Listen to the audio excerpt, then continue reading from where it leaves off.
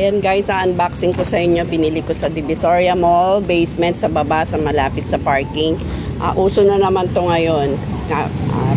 Pinagkakaguluhan na naman ng mga bata at panayan tanong, kaya bumili na naman tayo. Itong tali na to, tali ito ng trumpo. Ang isang balot nito is 60.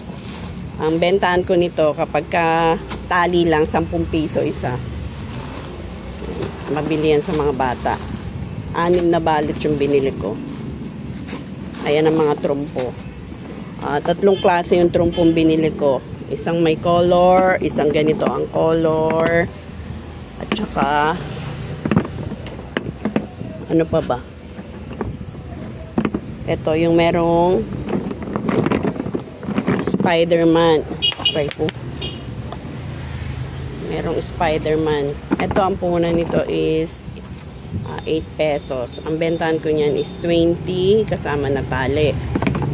Ito parehas lang 20 pesos. Itong Spider-Man bibenta ko siya ng 25 kasama na tali. Hindi pwede kung hindi kasama tali. May tali o wala, ganun pa rin yung presyo.